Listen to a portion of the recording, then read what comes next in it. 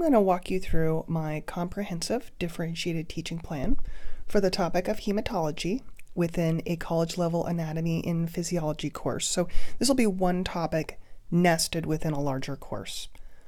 I will have 4 activities and 2 assessments. Activity 1 is working with a worksheet that I've developed, and it's also going to be used in activity 4. So there's different levels of learning and different types of learning that we can hit on. Activity 2 is going to be developing a blood typing table, and the students will be developing it with me. Activity 3 is a laboratory for hematology, and then we have activity 4, which I mentioned previous with activity 1, so that's paired activity. Just timing is a little different. Assessments are going to be a quick quiz, so a white blood cell quick quiz, and the creation of a case study.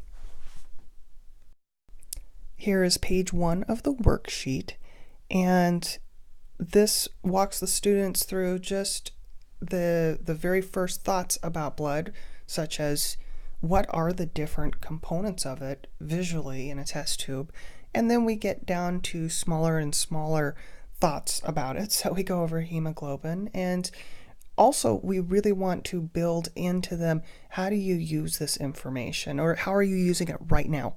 Many of my students are working as CNAs, and they have the ability to see the chart of the patient. So, standard blood testing that is ordered over and over are your chemistries and your CBC, your complete blood count. So I want them very familiar with looking at this information and being able to pull out of it what is going on inside the patient, at least a little bit. I mean, we can't go into great depth. That's for the program courses, but we need to get them starting to have these thoughts. Page 2 of the worksheet gets us thinking about sickle cell anemia and leukemias.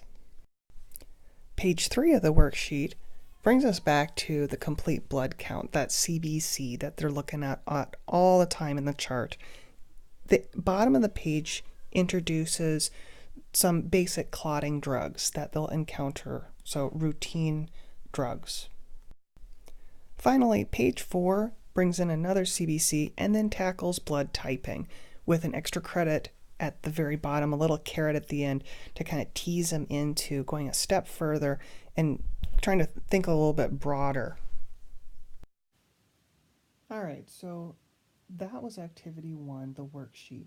Activity 2 is developing a blood typing table, and you see the drawings that I've sketched for you here are typical of what we put on our blood typing table. I take over an entire whiteboard and I make it into a 4x4 grid, and we draw out every blood type you could have, and not just the blood, but the antigens on them, on the cells. So you see the A cells with little green triangles off the side of them, and they're very different than B cells, which would have little blue bumps on the side of them. So, they get that nice visual connection to something that would be very hard to visualize otherwise. We also draw out the antibodies, so it starts to make sense to them a little bit more because they have that kind of VARC element in there, that kinetic, they're drawing, and I do hand out my markers and I make them do the drawing for me, and they actually really enjoy that. So once we define what the picture kind of looks like, then I have them actually write in the types and draw out the blood cells and the antibodies to the everything. And they'll correct each other. They'll talk through things, the logic through out loud in their groups. And it's actually really fun to evolve this blood typing table together. So I look forward to doing it every semester. Finally, activity 3 is the laboratory, and that pairs with the pictures we just drew on this table, because we will draw our own blood and we will type ourselves. And they get to actually see things clumped together in a test tube. And they go, oh, those are the antibodies binding to the cell surface antigens. So another real strong connection to the material. So they get that visual connection. They get the hands-on, the kinetic of moving things around, either on the whiteboard or in test tubes. And then finally, we go back to that worksheet one more time, but now as the larger group. So activity 4 brings us back to the worksheet after we've done activity 2 and 3, and we have a very adult or mature outlook on hematology. We have built our vocabulary. We've gone through those early pedagogy type activities without even realizing we did, and then landing ourselves in more of your constructivism and cognitism aspects, and placing it within their own life and their own uses for it and their own personal context for the information. This really drives the student-centered learning and is an andragogy approach. These are older learners a lot of times that I have, people who are not straight out of high school. So, they know why they're there, they know where they're going with their career. So there is no ambiguity how they're going to use this very technical information.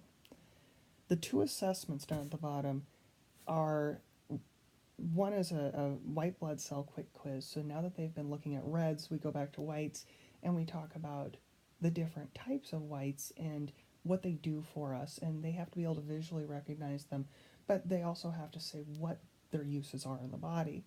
And that visual quiz, that's another element of VARC here that I think nicely ties in. But the assessment, the very last one, create a case study, is very powerful because now they have to actually synthesize everything that we went through in that worksheet and describe a patient and what the patient values are telling us on their CBC and the disease state that they have. So we really build, and Bloom's taxonomy here, you can use that as well, but we get that higher level synthesis at the end. We just have to work up to it, and they're driving their own learning and they're hungry for it here. So it really pulls itself along. I don't have to push it along. They take off and they enjoy this quite a bit. So thank you for listening to my my teaching plan, and I hope it may be something that you can use too. You're very welcome to take the worksheet and enjoy it. And I hope you guys have a lovely end of the semester.